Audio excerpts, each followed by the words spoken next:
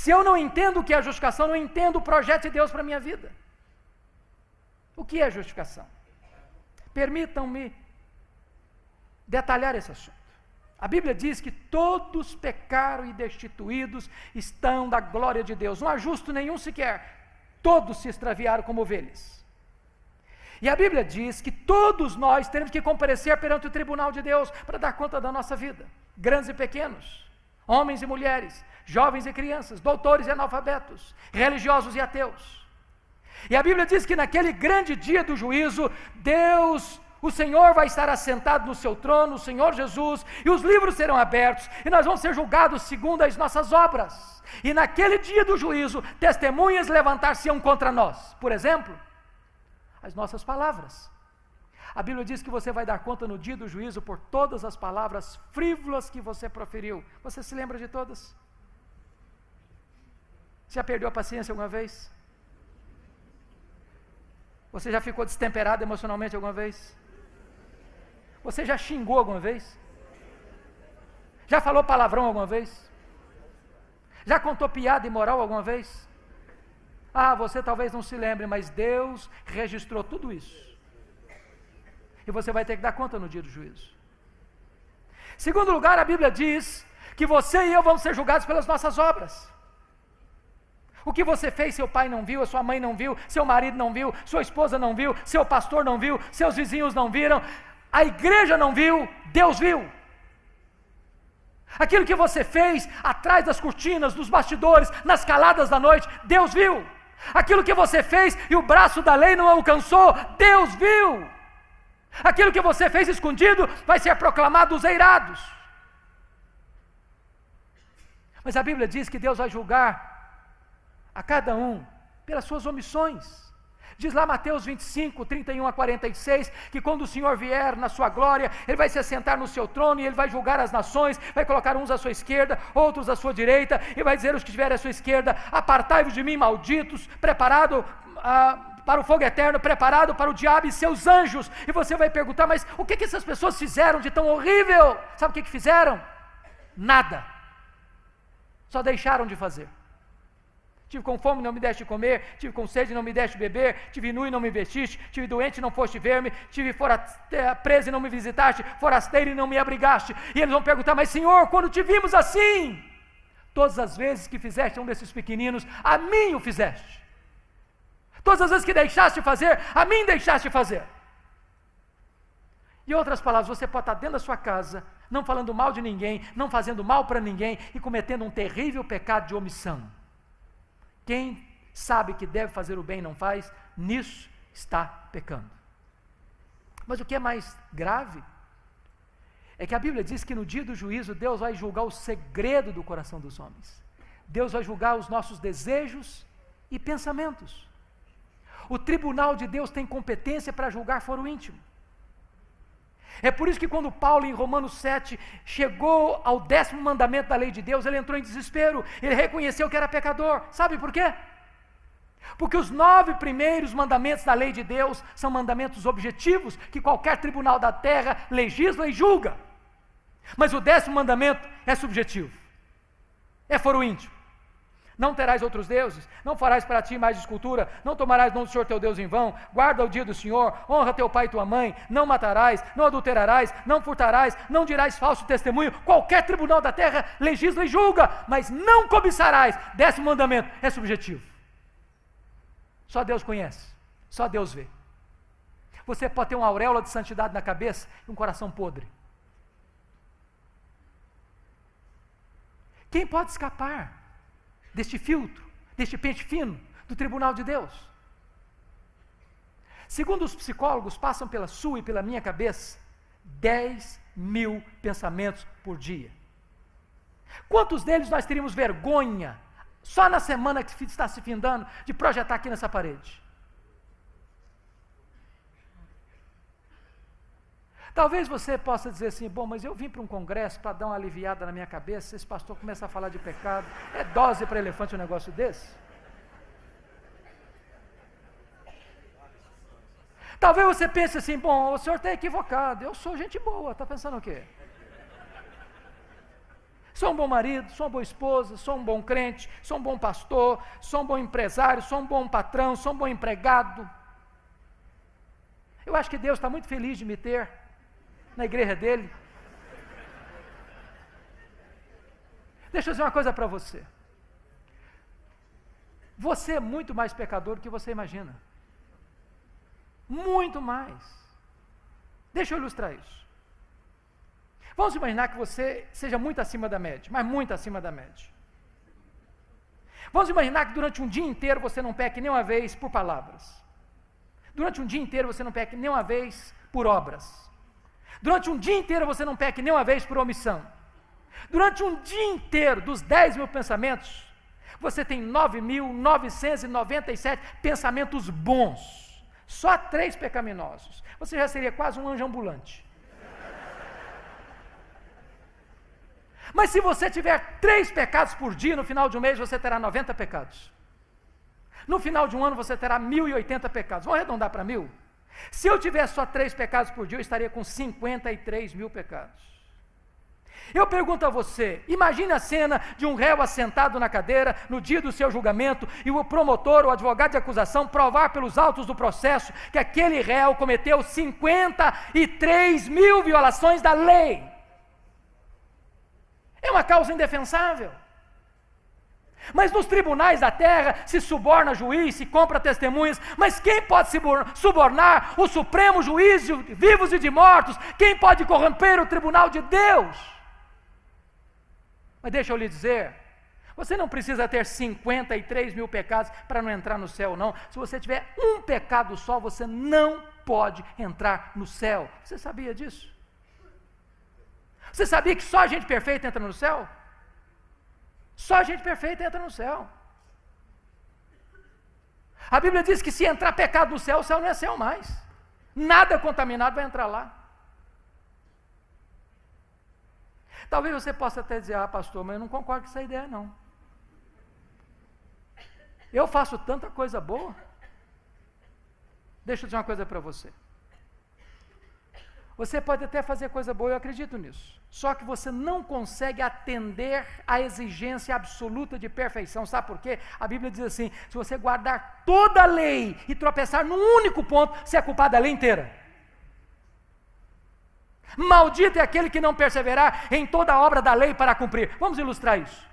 Imagine que você chegasse na sua casa para fazer um grande omelete para a família inteira. Pega 10 ovos na geladeira. Bota uma grande frigideira no fogo.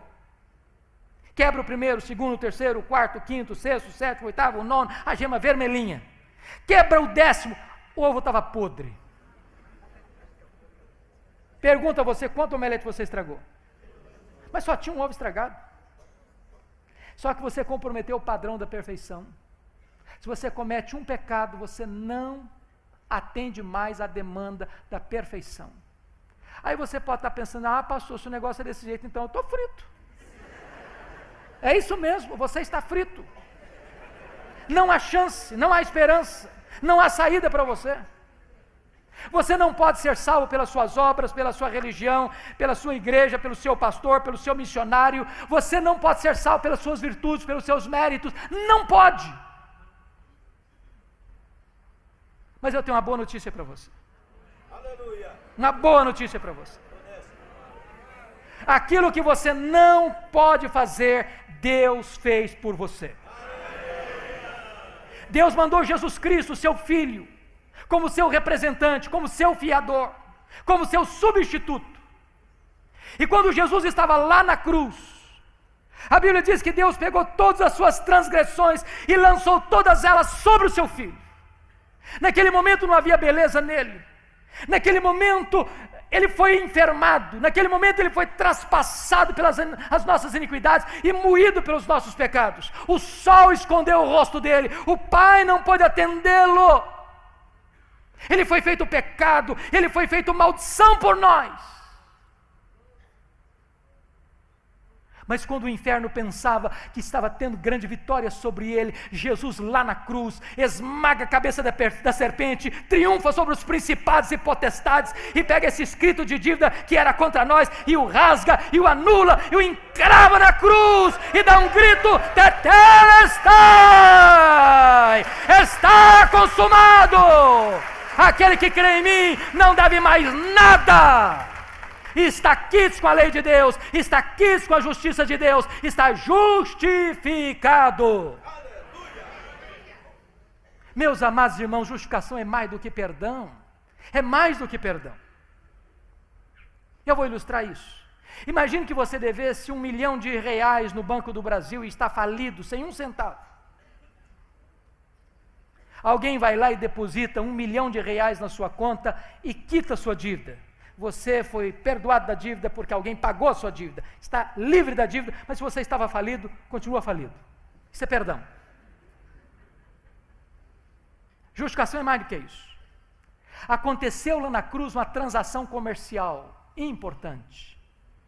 Primeira transação, diz Paulo em 2 Coríntios, capítulo 5, que Deus reconciliou o homem consigo mesmo por intermédio de Cristo, não imputando aos homens as suas transgressões. A palavra imputação é colocar na conta de. Deus não pôs a sua dívida na sua conta, e a sua dívida é impagável.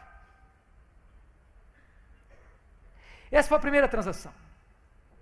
Segunda pergunta: mas se não colocou na minha conta, colocou na conta de quem? E aí a Bíblia diz: aquele que não conheceu o pecado, Deus o fez pecado por nós. Então Deus colocou a minha dívida na conta de Jesus. E o que Jesus fez com a minha dívida?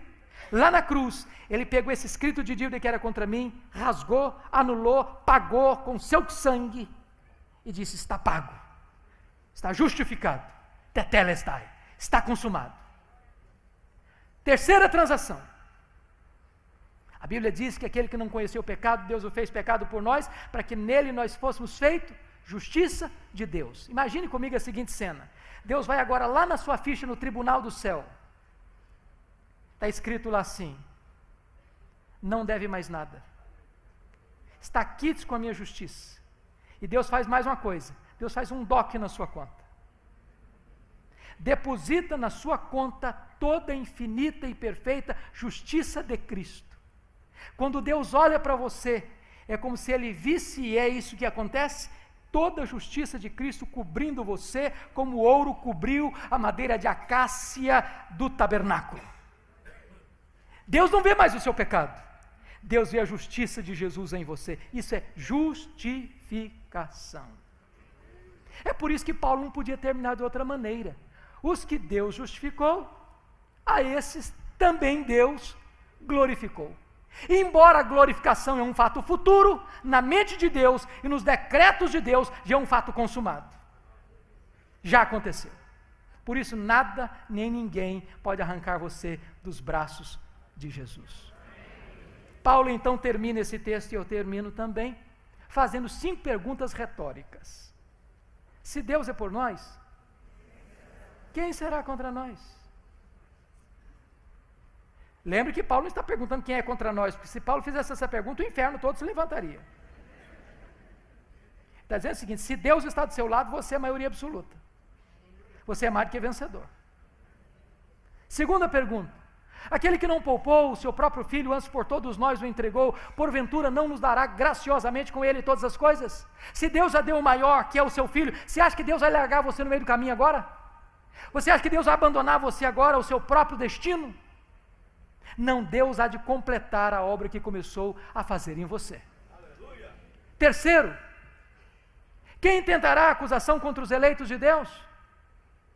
É Deus que os justifica. Não prospera mais acusação contra você diante do tribunal de Deus, porque o próprio Deus está dizendo: você está quites com a minha lei e com a minha justiça, não por causa da sua justiça própria, mas por causa da justiça de Jesus colocada na sua conta.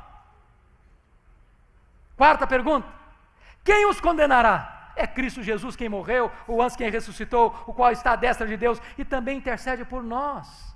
É impossível prosperar acusação contra nós, porque Jesus Cristo foi o nosso fiador, representante, advogado e substituto. Ele não morreu apenas para possibilitar a sua salvação, ele morreu em seu lugar vicariamente. Finalmente, a pergunta existencial: quem nos separará do amor de Deus que está em Cristo Jesus? Será tribulação? Angústia? Nudez? Perigo? Espada? Por meio de todas as coisas somos mais do que vencedores em Cristo Jesus. Eu estou muito certo de que nem a morte, nem a vida, nem anjos, nem principados, nem poderes, nem altura, nem profundidade, nem qualquer outra criatura poderá nos separar do amor de Deus que está em Cristo Jesus, nosso Senhor. Louvado seja Deus. E eu quero concluir fazendo uma simples e objetiva aplicação. Primeiro, se você veio para este congresso e ainda você não recebeu esta tão grande salvação, renda-se ao Filho de Deus nesta noite. Hoje é um tempo oportuno, hoje é dia de salvação. Se você já entregou o seu coração para Jesus e já o confessa como Senhor da sua vida, então agradeça a este Deus por tão grande salvação. Que Ele nos abençoe. Amém.